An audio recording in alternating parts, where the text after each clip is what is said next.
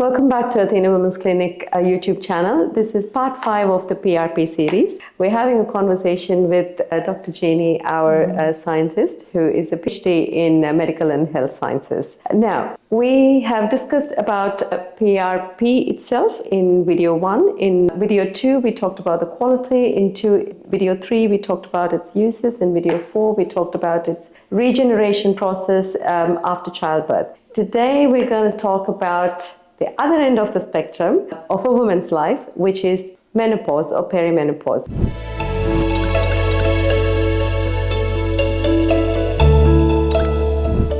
I'm sure if you've been watching our videos, we've talked about menopause in general. Don't consider this as a big deal. It is a natural process of life. So think of it as the next phase in your life. But it can bring its own challenges. So what can menopause do? It can affect you from top to bottom. It can affect your brain, psychosomatic, musculoskeletal, pretty much anything. But today we'll focus on vaginal health, and we can see if PRP can be used in that area to improve anything that is related to the genitourinary syndrome of menopause. Over to you, Dr. Jeannie. Yes, so mostly in those menopause years, the most common complaint, I suppose, is our skin is dry, the vagina is dry, the hair is dry, everything's gone actual limp. Why? Degenerating, and of course there's layers of hormones and other issues. There could be anemia, there could be low D, and a doctor will assess that before proceeding with any procedure, of course. So again, we always address every concern with multiple modalities. So yes, PRP can assist in vaginal health. So what are we doing again? We're actually regenerating the systems. We're actually even regenerating the energy metabolism in the cells. So your tissue is made up of cells. Yes. So the PRP is working on a cellular level and even on a molecular cellular level. So we have to look at the little picture as much as the big picture. To address the big picture, it addresses all the tiny little factors involved. So the PRP will also repair the extracellular matrix, which is one of the main producers of extracellular fluid, which is hyaluronic acid as well, repairing the mucosal layer. So it's layer upon layer upon layer upon layer, actually. Now, what do you also need to repair those layers is blood supply. Yes. So the platelet-rich plasma will perform something called angiogenesis. So we increase the blood supply to the area as well. But the story goes on and on and on with PRP. So you can't fix one layer without fixing every other layer that's actually behind it. So they're all interrelated, and like Dr. mentioned, we're starting, what we can see is only the mucosal layer, but there is many other layers in that area and they all work together. But if we can start with there, because the mucosa is where the hormone affects the enzymes are the ones that produce the environment that's favorable for the microbiome that is normally suitable in that area. So they're all interrelated. So again, we start from the basics of eating healthy, exercising, no alcohol, no caffeine, all those probiotics, everything is needed. As an addition to those things is what we are discussing today. So in continuing with that discussion, so vaginal atrophy can be treated with yes, well again, degenerating tissue. So just to look at hair loss, for example. Yes.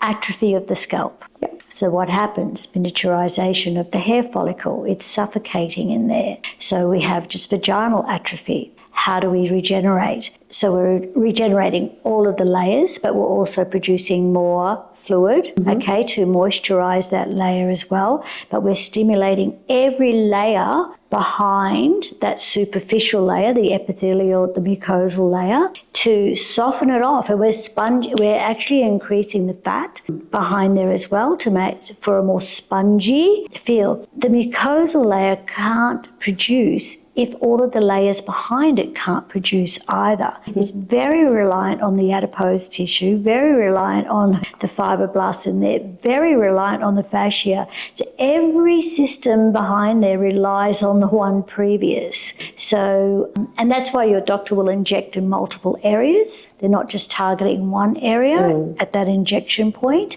But it's very quick. The mucosal layer heals very, very quick. I find it heals very, very quickly. And it's one of the first results they actually start to see is the production of hyaluronic acid, in the tissue, because it does really target the extracellular matrix just behind that tissue. So two important things that I have learned is that you need hyaluronic acid, and if you have fat, the place you need to have fat is down there. That's what is needed. Yes. So, and PRP does those two regeneration processes, which can improve the vaginal mucosa as well as the submucosal layer, indirectly helping incontinence. I think it's directly helping incontinence, because we're strengthening the ligaments as well, and the muscles, and we're regenerating the connective tissue so that the bladder has better, support structures. The support structures have slackened off, they've weakened. It's no different to our face starting to sag. What's happened? The ligaments are loosening. Yep. So the ligaments there as well, and the muscles and